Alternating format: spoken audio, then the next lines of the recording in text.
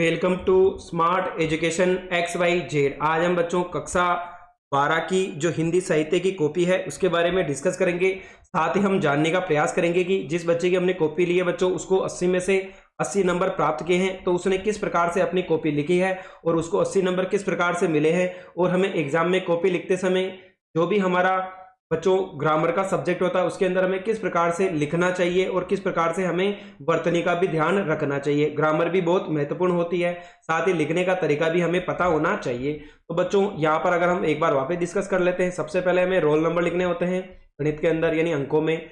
उसके बाद हमें अपने जो रोल नंबर होते हैं वो इंग्लिश में लिखने होते हैं, और उसके बाद बच्चों जो अपने रोल नंबर है उनको हमें हिंदी में लिखना होता है। यानी अपने जो रोल नंबर है हमें उनको 3 प्रकार से लिखना होता है। उसके बाद बच्चों अगर बात करें तो यहाँ पर जो पेपर था वो हिंदी मीडियम के बच्चे की कॉपी थी। सब्जेक्ट का नाम हो गया बच्चों हिंदी साहित्य। ये जो एग्जाम हुआ था ये शनिवार को हुआ था, और बच्चों ये जो कॉपी हमने ली है ये बच्चों 2022 के अंदर जो एग्जाम हुआ था, क्योंकि 23 और 24 की कॉपी बोर्ड द्वारा अवेलेबल नहीं करवाई गई है, इसलिए बच्चों आज हम जो कॉपी देख रहे हैं वो 2022 की है, जो एग्जाम 23 अप्रैल 2022 को हुआ था। तो चलो बच्चों यहाँ पर जो प्रश्न पूछे गए थे, टोटल प्रश्नों की संख्या 21 थी और इसको 80 में से 80 नंबर प्राप्त किए हैं। यानी इस बच्चे ने जो कॉपी लिखी है इसको पूरे में से पूरे नंबर मिले हैं।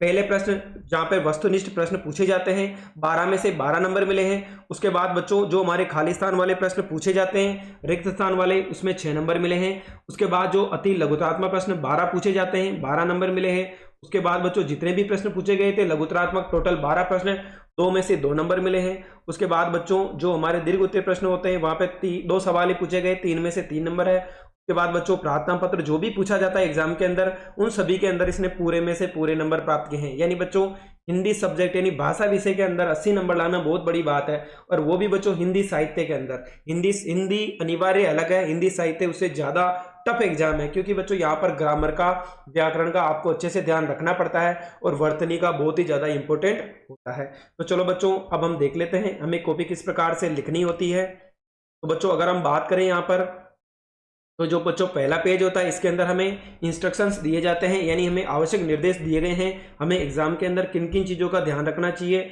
जो हमारे लिए बहुत ही ज्यादा इंपॉर्टेंट होते हैं।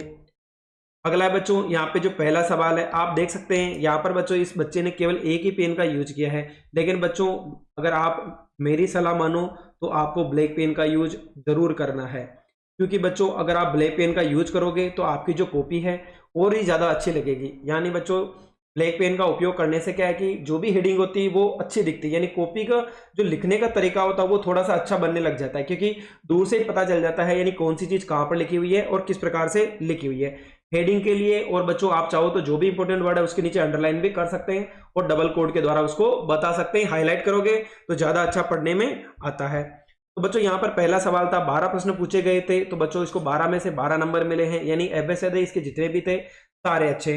दूसरा प्रश्न था हमारा बच्चों जिसके अंदर हमें रिक्त स्थान वाले प्रश्न पूछे जाते हैं, टोटल हमें 6 प्रश्न पूछे जाते हैं। तो बच्चों यहाँ पर देखो काव्य दोष हो गया, 26 मात्राएं होगी, वर्ण का संकेत चिन्ह क्या हो गया, गुरु वर्ण का संकेत चिन्ह क्या होता है, अनुप्रास अलंकार कुछ पूछा था कि 3 प्रकार होते हैं। तो बच्चों यहाँ पर देखो 6 में से 6 नंबर मिले हैं। उसके बाद अगर हम बात करें अति लघुतरात्मक प्रश्न यानी क्वेश्चन नंबर 3 है, उसके अंदर भी हमें 12 प्रश्न पूछे जाते हैं, प्रत्येक प्रश्न 1 नंबर का होता है। तो बच्चों जब यहाँ पर देखो आप देख सकते हो कितनी अच्छी राइटिंग से लिखा है, हर क्वेश्चन के बाद आपको कम से कम 2 लाइनें तो छोड़नी चाहिए ताकि आपकी कॉपी अच्छी दिखे।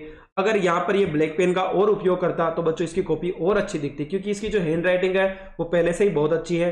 साथ में अगर ये ब्लैक पेन का और प्रयोग करता तो कुछ और ही ज्यादा अच्छा लगता। नंबर तो उतने ही मिलने वाले हैं, लेकिन जो बच्चों बहुत सारी कॉपी हमने ऐसी भी देखी है जिसके अंदर एग्जाम के अंदर भी बच्चों यहाँ पर एक्सीलेंट या गुड दिया गया है बच्चों को, क्योंकि उनका जो लिखने का तरीका होता है वो कुछ ही अलग ही होता है। बच्चों हैंड राइटिंग तो बहुत अच्छी लग रही है, लेकिन बच्चों अगर ये यहाँ पर ब्लैक पेन का यूज करता तो उसको भी हो सकता है कि यहाँ पर एक्सीलेंट मिल सकता। अगला बच्चों क्वेश्चन नंबर 4, 5 जितने भी प्रश्न पूछे गए हैं देखो आप देख सकते हो हर एक के अंदर इसको पूरे में से पूरे नंबर मिले हैं, क्योंकि इसका जो लिखने का तरीका है बहुत ही अच्छा है। हर क्वेश्चन के बाद एक दो लाइनें आपको जरूर छोड़नी चाहिए। अगला बच्चों यहाँ पर जो कविता थी कौन से अलंकार है क्या है उसके बारे में बताया गया है। अगला बच्चों क्वेश्चन नंबर 4 है कि रेडियो के लिए समाचार लेखन ने निम्न बातों का ध्यान रखना चाहिए, उन सभी को देखो पॉइंट वाइज बता रखा है, यानी कुछ लगे हमें कि भाई उसके अंदर बहुत सारे पॉइंट है, तो आप बच्चों पॉइंट के द्वारा भी उनको एग्जामिनर को बता सकते हो ताकि आपको कुछ नंबर ज्यादा एक्स्ट्रा मिल सकते हैं। अगला है बच्चों यहाँ पर कि विशेष लेखन की भाषा शैली किस प्रकार की होनी चाहिए, वो भी यहाँ पर इसने बता रखा है बहुत ही अच्छे तरीके से। हर चीज को बहुत ही अच्छे तरीके से समझा रखा है। क्वेश्चन नंबर 6 है, तो यहाँ पे भी देखो इसने बहुत अच्छे तरीके से लिखा है। राइटिंग का भी बहुत ज़्यादा इंपॉर्टेंट रोल होता है बच्चों, जो भी सब्जेक्ट हमारा भाषा का होता है। क्वेश्चन नंबर 7 है, तो यहाँ पे भी इसको 2 में से 2 नंबर मिले हैं। आप देख सकते हो 4 हाथ लघुकथा ने मलिक से मजदूरी के लिए क्या क्या चीज़ें कही है, आप देख सकते हो यहाँ पर बहुत अच्छे तरीके से बता रखा है। उसके बाद दिशा कविता केदारनाथ द्वारा लिखी गई कविता है, तो यहाँ पे आप देख सकते हो किस प्रकार से इसने लिखा है, यानी कॉपी के अंदर जो लिखने का तरीका है बहुत ही अच्छा है। तो बच्चों आप भी इन चीज़ों का ध्यान रखें, ब्लैक पेन का यूज करना ना भूलें। देखो रचनाएं हैं, अगर ये रचनाएं ब्लैक पेन से लिखता और अंडरलाइन करता तो इसकी जो कॉपी है बच्चों और ज़्यादा अट्रैक्टिव लगती, लेकिन यहाँ पर प्रयोग नहीं किया है। लेकिन बच्चों इसने जो क्वेश्चन है और इसकी जो हैंड राइटिंग है उससे इसको ज़्यादा नंबर मिले हैं। आप देख सकते हो जितने भी प्रश्न हैं सभी के अंदर पूरे में से पूरे नंबर हैं। नाम का पर्यावरण विदोहन हो रहा है। अगला क्वेश्चन नंबर बच्चों यहाँ पर 15 है। आरोन कहानी के आधार पर हमें जो भी पूछा गया था वो बताना था, इसमें भी 2 में से 2 नंबर मिले हैं। अगला आकर्षक करने वाले होते हैं। यहाँ पर बच्चों देखो यहाँ पे प्रसंग व्याख्या पूछी है, तो इसने देखो क्वेश्चन लिख दिया राधो जो भी उसमें दे रखा था। अब फिर उसके बाद बच्चों प्रसंग के अंदर कौन से पाठ से लिया गया है, कवि का क्या नाम है, किसके बारे में बता गया है, फिर उसकी व्याख्या भी यहाँ पे बहुत अच्छे तरीके से कर रखी है। उसके बाद बच्चों विशेष का भी ध्यान रखना, विशेष भी आपको बताना है, यानी अलंकार का प्रयोग किया गया है, भाषा कैसी है, क्या क्या चीज़ों का प्रयोग किया गया है इसके अंदर। अगला बच्चों यहाँ पर जो दूसरा है ये भी हमें एक गद्यांश था जिसकी हमें सप्रसंग व्याख्या करनी थी, ये हमारी पाठ्य पुस्तक में से ही लिया गया था। तो बच्चों यहाँ पर भी आप देख सकते हो सप्रसंग व्याख्या कर दी, लेखक का नाम बता दिया, देखो डबल कोड लगा रखा है इसने रामचंद्र शुक्ल। अगर ये यहाँ पर अंडरलाइन और करता ब्लैक पेन के द्वारा तो कुछ और दिखता, ये बहुत ही ज़्यादा अच्छा लगता। साथ ही बच्चों देखो व्याख्या कर रखी इसने। उसके बाद विशेष है, तो विशेष को भी देखो लिखने का तरीका इसने बहुत ही अच्छा लिख रखा है। उसके बाद अगर बात करें तो यहाँ पर बच्चों हमारे पास जो यहाँ पर कोरोना वायरस था ये एक चुनौती थी, इसके बारे में हमें यहाँ पर एक निबंध पूछा गया था, यानी 4 टॉपिक दिए गए होते हैं, हमें किसी एक विषय पर निबंध लिखना होता। तो इस बच्चे ने कोरोना के ऊपर निबंध लिखा है। प्रस्तावना है, तो बच्चों सबसे पहले प्रस्तावना लिख दी, उसके बारे में जो भी चीज़ें हैं, यानी कब आई थी बीमारी, क्या चीज़ें हैं क्या नहीं है, कहाँ से फैला है, कोरोना काल का आर्थिक व सामाजिक प्रभाव क्या रहा, यानी हमारे समाज में और हमारे पैसों के ऊपर क्या प्रभाव पड़ा, कौन कौन सी समस्याओं का हमें सामना करना पड़ा था। उसके बाद बच्चों कोरोना वायरस के लक्षण कौन कौन से हैं और हमें किन किन चीज़ों का ध्यान रखना चाहिए, इसके उपाय क्या होते हैं, उपाय भी इसने बता रखे हैं, लक्षण के साथ उपाय बता दिए। उसके बाद उपसंहार, यानी ये महामारी को हम किस प्रकार से इसका फेस कर सकते हैं, इसको कैसे हम बच सकते हैं, क्या क्या चीज़ों का ध्यान रखना है। उसके बाद जो क्वेश्चन नंबर 16 है, पर्यावरण विनाश का सामना हर व्यक्ति को करना पड़ रहा है, के ऊपर भी क्वेश्चन है बच्चों, ये कर दिया। उसके बाद देखो किसी किसी के अंदर इसने अंडरलाइन भी कर रखी है क्वेश्चन के समाप्त होने के बाद। अगला है कार्नेलिया का गीत क्या है, उसके बारे में 3 में से 3 नंबर मिले हैं। अगला बच्चों सूरदास है, उसके बारे में चारित्रिक विशेषताएं कौन कौन सी, यानी हमें बच्चों 2 कवि के नाम दिए जाते हैं, दोनों में से हमें किसी एक के ऊपर उसकी डिटेल के बारे में बताना होता है कि उसका व्यक्तित्व और कर्तृत्व क्या क्या था, उनका जन्म कहाँ हुआ, उनकी रचनाएं कौन कौन सी है और उनके बारे में क्या क्या विशेष चीज़ें वो बतानी होती है। इस प्रकार बच्चों यहाँ पर आप बता सकते हैं। के बाद बच्चों यहाँ पर समाप्त, यानी जब अपनी कॉपी बच्चों आपका काम पूरा हो जाए तो आपको समाप्त लिखना जरूरी होता है। अगर आप यहाँ पे बाकी जो पेज बच गए उनको काटो तो भी अच्छा है, अगर आप नहीं काट पाते हो तो बच्चों एग्जामिनर खुद काट देता है, जैसे यहाँ पर कटा हुआ है। तो बच्चों 2-3 चीजें हम वापिस डिस्कस कर लेते हैं। सबसे पहले बच्चों कॉपी लिखने का तरीका आपको पता होना चाहिए, ब्लैक पेन का यूज करना है, हेडिंग हो चाहे इंपॉर्टेंट पॉइंट हो आप अंडरलाइन के द्वारा उसको बता सकते हैं। हर क्वेश्चन के बाद आपको कम से कम 2 लाइनों का छोड़ना है।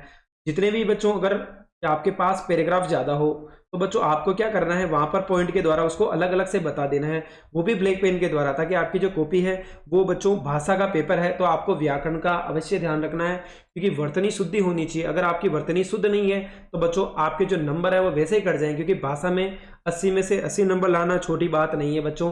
तो इन चीज़ों का भी अवश्य ध्यान रखें। लिखने का तरीका भी ध्यान होना चाहिए। बहुत सारे बच्चों को सब कुछ आता है फिर भी उनके इतने नंबर नहीं आ पाते। क्यों नहीं आ पाते बच्चों, उनको पढ़ा तो सब कुछ है लेकिन उनको जो लिखने का तरीका होता है, यानी कॉपी किस प्रकार से हमें एग्जाम के अंदर लिखनी चाहिए, उसका उनको अच्छे से ज्ञान नहीं होता है। इसलिए बच्चों हमने ये जो कॉपी है आपको इसलिए इसका वीडियो लेके आए ताकि आपको पता रहे हर एग्जाम के अंदर हर सब्जेक्ट के अंदर लिखने का तरीका अलग अलग होता है। कोई भाषा विषय है तो उसका तरीका अलग होता है और कोई बच्चों थ्योरी सब्जेक्ट है उसका तरीका अलग होता है। तो बच्चों हर एग्जाम के अंदर हर चीज को लिखने का तरीका अलग अलग होता है। तो बच्चों व्याकरण का अवश्य ध्यान रखें, वर्तनी शुद्धि का ध्यान रखें, ब्लैक पेन का जरूर उपयोग करें। साथ ही जो भी वर्ड इंपॉर्टेंट होते हैं अंडरलाइन के द्वारा उनको जरूर हाईलाइट करें ताकि आपकी कॉपी औरों से अलग दिखेगी, तभी आपको बच्चों 80 में से 80 नंबर मिलने वाले हैं। साथ ही जब भी आपका एग्जाम खत्म हो जाए समाप्त लिखना ना भूलें और जो भी इंस्ट्रक्शन दिए जाते हैं उनका अवश्य पालन करें। और बच्चों इस प्रकार आप 80 में से 80 नंबर ला सकते हैं। साथ ही बच्चों आज से हम इसके जितने भी मॉडल पेपर है संजीव देशवर के वो सारे 9 के 9 लेके आएंगे बच्चों। कल तक आपको सारे 9 के 9 जो मॉडल पेपर है वो अवेलेबल हो जाएंगे, क्योंकि इसका जो पेपर होने वाला है बच्चों वो आपका 5 अप्रैल को होने वाला है। अभी आपके पास बहुत ज़्यादा टाइम है, तो बच्चों हम इसके जितने भी इंपॉर्टेंट होंगे सारी चीज़ों को एक बार जरूर लेके आएंगे। साथ ही अगर आपको हमारी मेहनत पसंद आई हो तो चैनल को लाइक करें, सब्सक्राइब करें और अपने दोस्तों के साथ शेयर करना ना भूलें।